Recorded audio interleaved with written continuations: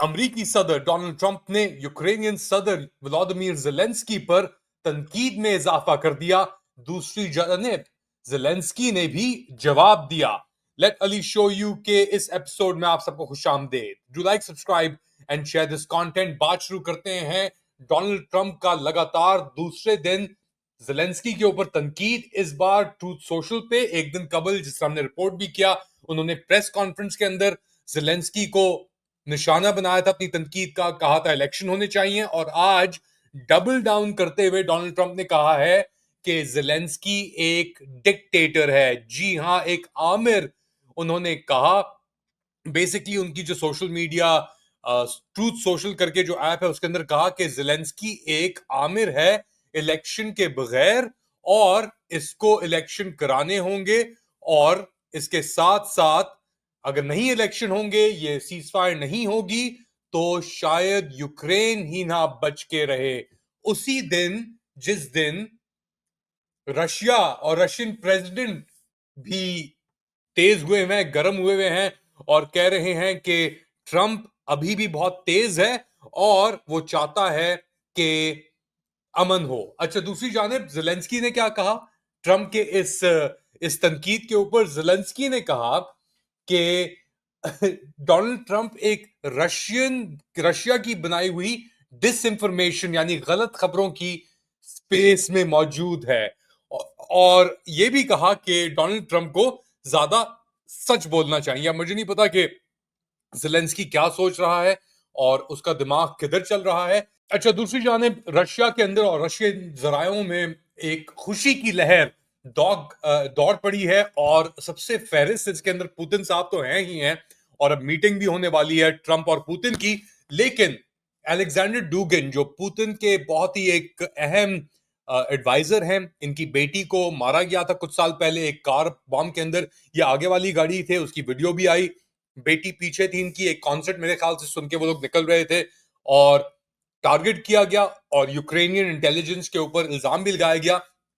तो अब अलेक्जेंडर डुगिन ने एक्स के ऊपर जाके कहा है, checkmate, Zelensky and his regime is over, यानी ज़ेलेंस्की और उसकी जो ये हुकूमत है ये खत्म हो चुकी है। Now he will be betrayed literally by everybody. अब उसको हर कोई धोखा देगा।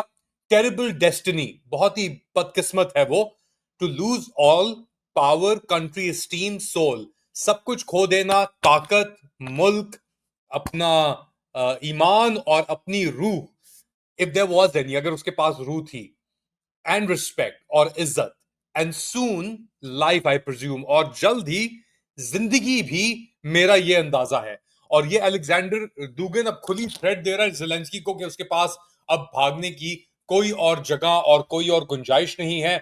ये एक ट्रंप और पुतिन ने एक हफ्ते के अंदर पूरा गेम पलट के रख दिया है, और अब जो मलबा है वो आके गिरा है ज़ेलेंस्की के ऊपर और यूरोपियंस के ऊपर, और ट्रंप बख्श नहीं रहा। ट्रंप ने कहा कि तुम बातें तो बहुत कर रहे हो, और हुआ क्या इवेंचुअली? कुछ नहीं हुआ। Modestly successful comedian, President Zelensky talked the United States of America into spending $350 billion to go into a war that basically couldn't be won, that never had to start and never would have started if I was president, not even a chance. Eventually तुमने तबाही करके रख दी और तुम एक dictator बन के रह गए। एक कमेडियन थे तुम, और तुमने बाइडेन को, बेसिकली ज़ेलेंस्की के ऊपर सब मलबा डाला गया, यहां तक कि बाइडेन और ब्रिटिश प्राइम मिनिस्टर और यूरोपियंस ने शय दी थी ज़ेलेंस्की को।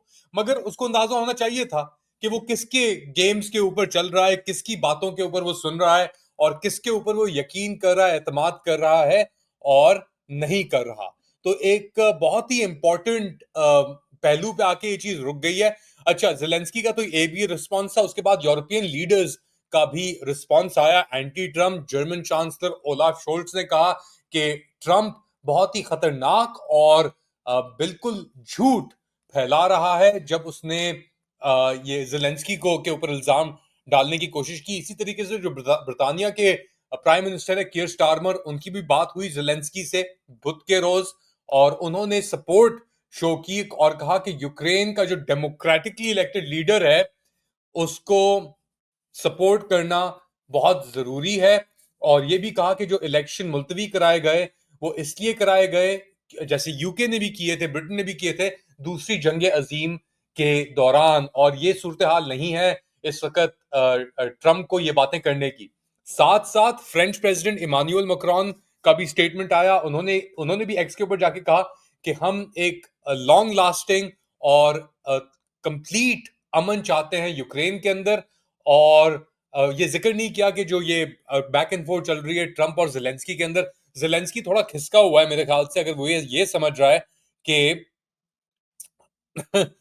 वो ट्रंप के साथ मुंहमारी करेगा और वो आगे बच के निकल जाएगा। अब जो ये बेसिकली रशिया और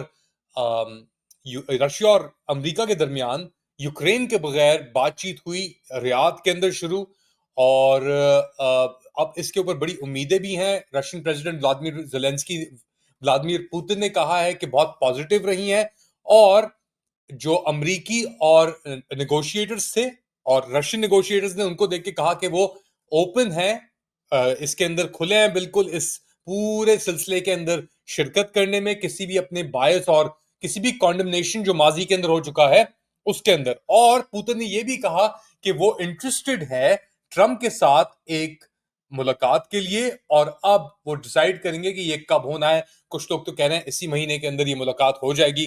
अब बहुत ही एक डिफरेंट सिचुएशन पैदा हो जाएगी, मैं ऐसे कह रहा हूँ यूरोप के अंदर, मगर अमेरिका के अंदर भी इसके ऊपर एक डिवीजन है, क्योंकि ट्रंप ब्लेम कर रहा है ज़ेलेंस्की को, मगर जो ट्रंप की अपनी रिपब्लिकन पार्टी है और लिंडजी ग्राहम है, वो कह रहा है कि भाई इसके ज़ेलेंस्की के ऊपर आप इल्जाम मत डालें, पुतिन है क्योंकि उसने जंग छेड़ी थी और वही है रिस्पॉन्सिबल इस पूरी सिचुएशन का। अब कीथ केलॉग जो ट्रंप के स्पेशल एनवॉय हैं रशिया और यूक्रेन के लिए, वो कीव पहुंचे हुए हैं, उनकी मुलाकात भी हुई ज़ेलेंस्की से, और ज़ेलेंस्की ने कहा कि हम एक ही पेज के ऊपर हैं।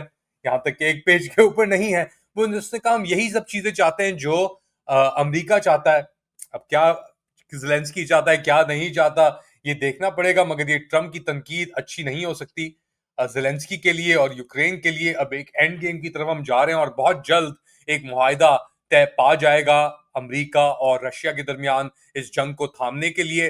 फिर उसके बाद क्या होगा, ब्रिटानिया ने भी पेशकश की है कि वो ट्रूप्स भेजना चाह रहे हैं, सोल्जर्स भेजना चाह रहे हैं यूक्रेन मुआहिदे को इम्प्लीमेंट करने के लिए। यूरोपियन भी कह रहे हैं, ट्रंप ने कहा था कि मुझे कोई मसला नहीं अगर यूरोपियन पीस कीपर जाना चाहें, मगर अब वो सिचुएशन नहीं रहेगी, क्योंकि मुआहिदा अगर अमेरिका और रशिया के दरमियान होता है तो इसका मतलब है कि यूरोपियंस को शायद इतना मौका ना मिले, और यूक्रेन और ज़ेलेंस्की कहां भागेगा अब पता नहीं लग रहा, मुश्किल वक्त है।